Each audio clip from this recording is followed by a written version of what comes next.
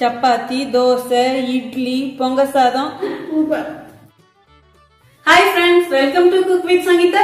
இன்னைக்கு நம்ம பார்க்க போறது மீல் மேக்கர் கிரேவி. ரொம்ப டிஃபரெண்டான ஸ்டைல்ல செஞ்சு காட்ட போறேன். இட்லி, தோசை, சப்பாத்தி, நான், சாதம் இப்படி இது எல்லாத்துக்கூடயும் வச்சு சாப்பிடலாங்க.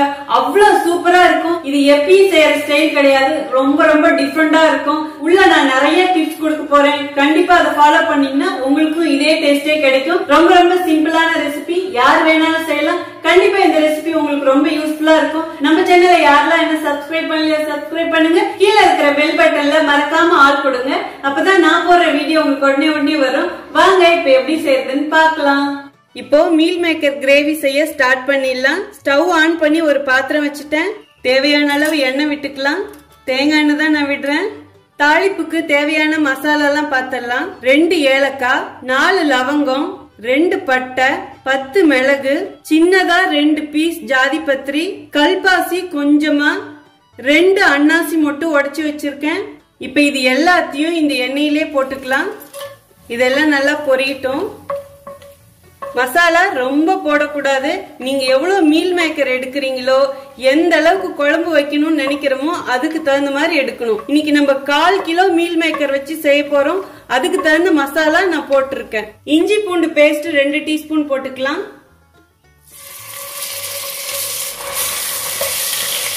இந்த இஞ்சி பூண்டு பேஸ்ட் நல்லா ஃப்ரை ஆகட்டும். பச்சை வாடை போகணும். இஞ்சி பூண்டு பேஸ்ட் நல்லா ஃப்ரை ஆயிடுச்சு. பெரிய வெங்காயம் 1 மிக்சியில அடிச்சு வச்சிருக்கேன். அதுவும் இதுலயே போட்டுக்கலாம்.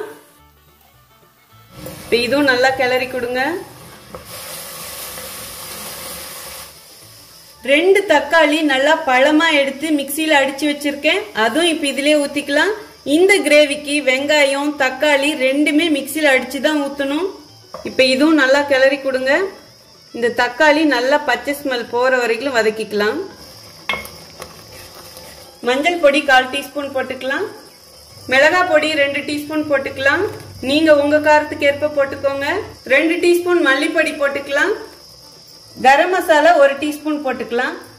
எக்கரி மசாலா பிடிக்கிறவங்க எக்கரி மசாலா போடுங்க. சூப்பரா இருக்கும். ஆச்சியில இருந்தாலும் போடலாம், இல்ல சக்தி பிராண்ட்ல இருந்தாலும் போடலாம். 4 பச்சை மிளகாயும் போட்டுக்கலாம். பச்சை மிளகாய முழுசா போடுங்க. அதுல இருந்து காரம் வராது. ஆனா அந்த பச்சை மிளகாயில இருந்து நல்ல வாசனை கிடைக்கும். 2 கொத்து கருவேப்பிலை போட்டுக்கலாம். இப்ப எல்லாத்தையும் நல்லா கிளறி கொடுங்க. இந்த மசாலா எல்லாம் பச்சை மணம் போற வரைக்கும் நல்லா வதக்கணும். இதுல இருந்து எண்ணெய் பிரிஞ்சு மேல வரணும். உங்களுக்கு நல்லா கலரா வேணும்னா இந்த ஸ்டேஜ்ல காஷ்மீர் மிளகாய் பொடி இருந்தா 1 டீஸ்பூன் போட்டுக்கலாம். பாருங்க, கிரேவில இருந்து எண்ணெய் எல்லாம் பிரிஞ்சு மேல வந்துடுச்சு. இந்த ஸ்டேஜ்ல நம்ம மீல் மேக்கர் போட்டுக்கலாம். மீல் மேக்கரை தண்ணியில 20 நிமிஷம் ஊற வச்சு நல்லா புளிஞ்சிட்டு போட்டுக்கோங்க. நான் 250 கிராம் மீல் மேக்கர் போட்டிருக்கேன். நீங்க இதுல பாதி செய்யறதா இருந்தா அதுக்கு தகுந்த மாதிரி மசாலா போடுங்க. இந்த மீல் மேக்கர் பாத்தீங்கன்னா மசாலாலாம் கொஞ்சம் நல்லா இழுக்கும். மத்ததை விட கொஞ்சம் எக்ஸ்ட்ரா மசாலா போடணும். பட்டை லவங்கெல்லாம் கொஞ்சம் குறைச்சிக்கணும். காரம் மட்டும் நமக்கு தகுந்த மாதிரி போடணும். இந்த மசாலாவிலேயே இந்த மீல் மேக்கர் நல்லா வதங்கட்டும். அப்பதான் இந்த மீல் மேக்கருக்குள்ள மசாலா எல்லாம் இறங்கிட்டு நல்லா இருக்கும். நீங்க மீல் மேக்கரை 2ஆ கட் பண்ணி கூட போட்டுக்கலாம். பட் முழுசா இப்படி போடும் போது பார்க்கவும் நல்லா இருக்கும். எடுத்து சாப்பிடும் போது கறி சாப்பிட்றவங்களுக்கு இந்த மீல் மேக்கர் கறி சாப்பிட்ற மாதிரியே இருக்கும். இந்த கிரேவிக்கு தேவையான அளவு உப்பு போட்டுக்கலாம். இந்த உப்பு நல்லா சேர்த்து கிளறி கொடுங்க.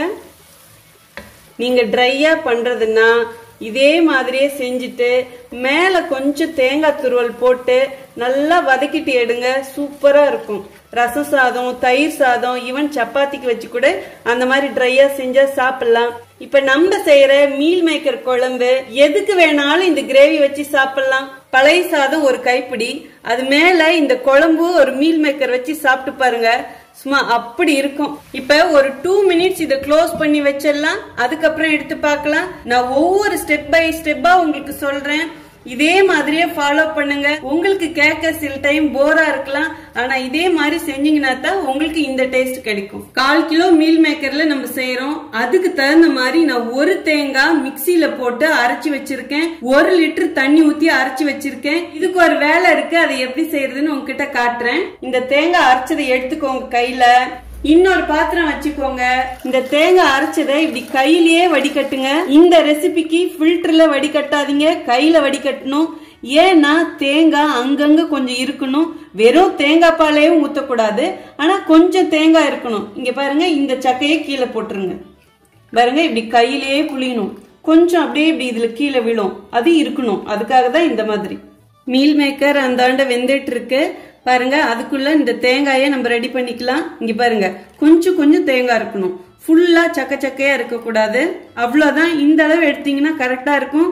இங்க பாருங்க எப்படி இருக்குன்னு. இந்த குழம்புல பார்க்கும்போது கொஞ்சம் கொஞ்சம் தேங்காய் தெரியணும். நான் இதே மாதிரியே செஞ்சிருக்கேன், செம்ம சூப்பரா இருக்கும். ப்ளீஸ் இந்த ஸ்டெப்பை ஃபாலோ பண்ணுங்க. இப்ப ஓபன் பண்ணி பார்க்கலாம். இப்ப நல்லா கிளறி கொடுங்க. பாருங்க, அந்த மீல் மேக்கர்ல இருக்கிற தண்ணி எல்லாம் வெளியே வந்திருக்கும். முன்ன ட்ரையா இருந்தது, இப்ப பாருங்க கொஞ்சம் கிரேவியா இருக்கு. இப்போ ரெடி பண்ணி வச்ச தேங்காயும் இதுலயே ஊத்திடலாம். பாருங்க எவ்வளவு தேங்காய் இருக்கு கீழே. இத அப்படியே ஊத்திடுங்க. இப்போ எல்லாம் நல்லா ஒண்ணு சேர்த்து கிளறி கொடுங்க. எந்த அளவுக்கு உங்களுக்கு கிரேவி திக்னஸ் வேணுமோ அதுக்கு தகுந்த மாதிரி தண்ணி ஊத்திக்கோங்க. அதே மாதிரி உப்பு காரம் எல்லாம் இப்ப பாத்துக்கோங்க. இந்த கிரேவி பாத்தீங்கன்னா இட்லி, தோசை, சப்பாத்தி, நான், பரோட்டா, ரைஸ், பொங்கல் இப்படி எல்லாத்துக்குமே வச்சு சாப்பிடலாங்க. பூரி, ஐயோ சொல்லணுமா என்ன, எது கூட வேணாலும் இது சூட் ஆகும். அவ்வளோ சூப்பரா இருக்கும். எல்லாம் கூட்டி வச்சாச்சுங்க. இது கொஞ்ச நேரம் க்ளோஸ் பண்ணி வைக்கலாம், கொதி வரட்டும். இப்போ ஓபன் பண்ணி பார்க்கலாம். கரெக்டா கொதி வர மாதிரி இருக்கு. இப்ப நல்லா கிளறி கொடுங்க. பார்க்கவே அப்படியே அந்த மீல் மேக்கர் முத்து முத்தா இருக்கு இல்லீங்களா? இந்த குழம்ப நல்லா சுண்ட விட போறோம். ஏன்னா அப்பதான் இந்த மீல் மேக்கர்ல நல்லா உள்ள சாறுல இறங்கிட்டு நல்லா இருக்கும். டேஸ்டும் அப்பதான் சூப்பரா இருக்கும். இப்ப இந்த குழம்பு நல்லா சுண்டி வரட்டும். அடுப்பு தீ கம்மி பண்ணி வச்சிருங்க. குழம்பு நல்லா சுண்டி திக்கா வரட்டும். பாருங்க, முன்ன இருந்ததை விட கொஞ்சம் திக்கா இருக்கு. பட் இன்னும் நல்லா திக்காகணும். திக்காயிட்டு அந்த எண்ணெய் எல்லாம் அப்படியே மேல புரண்டு வரணும். பாருங்க, இன்னும் இவ்வளவு தண்ணியாட்டம் இருக்கு இல்லைங்களா? நல்லா திக்காகணும். தண்ணியாட்டம் தான் கூட்டி வைக்கணும். அப்புறம் கொதிச்சு கொதிச்சு நல்லா சுண்டி வரும்போது தான் அந்த டேஸ்ட் வரும். கொஞ்சமா தண்ணி விட்டுட்டு சீக்கிரமா சுண்டிடுச்சுன்னா டேஸ்ட் இருக்காது. க்ளோஸ் பண்ணி குழம்பு கொதிக்க விடுங்க. நல்லா சுண்டி வரட்டும். இடையில இடையில எடுத்து கிளறி கொடுங்க. பாருங்க, இங்க இருந்து இது வரைக்கும் சுண்டி வந்துருச்சு. நல்லா சுண்ட விட்டேன். பாருங்க, எண்ணெய் எல்லாம் அப்படியே புரண்டு மேல வந்துருச்சு. அந்த தேங்காயில இருந்து அவ்வளோ எண்ணெய் வந்திருக்கு. அதுதான் இதோடைய டேஸ்டேன்னு சொல்லலாம். நல்ல வாசனையா இருக்கும். அப்படியே நல்லா திக்கா வந்திருக்கு. இன்னைக்கு நம்ம இது எது கூட எல்லாம் வச்சு சாப்பிட போறோம் தெரியுமா? இட்லி, சப்பாத்தி, பொங்கச்சோறு இது கூட எல்லாம் வச்சு சாப்பிட போறோம். இன்னைக்கு நான் எப்படி வச்சு சாப்பிட்டு காட்டுறேன்னு வீடியோ ஸ்கிப் பண்ணாம பாருங்க. அவ்வளவுதான். இப்ப கிரேவி ரெடி ஆயிடுச்சு. இதுக்கு பினிஷிங் டச் ஒன்னு கொடுத்துருவோம். கொஞ்சமா கொத்தமல்லி தழை அப்படியே மேல தூவி விட்டுக்கோங்க. இப்ப ஸ்டவ் ஆஃப் பண்ணிடலாம். சும்மா அப்படியே மின்னுங்க. அப்படியே தக தகன்னு இருக்கு. பார்க்கவே ஆசையா இருக்கு. கண்டிப்பா உங்களை வெயிட் பண்ண வைக்காம வாங்க எப்படி இருக்குன்னு டேஸ்ட் பார்த்தலாம்.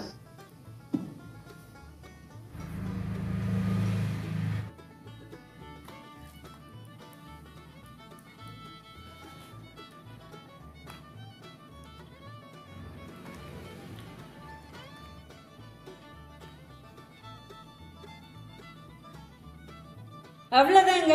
சூப்பரா சுவையா நம்ம மீல் மேக்கர் கிரேவி ரெடி ஆயிடுச்சு.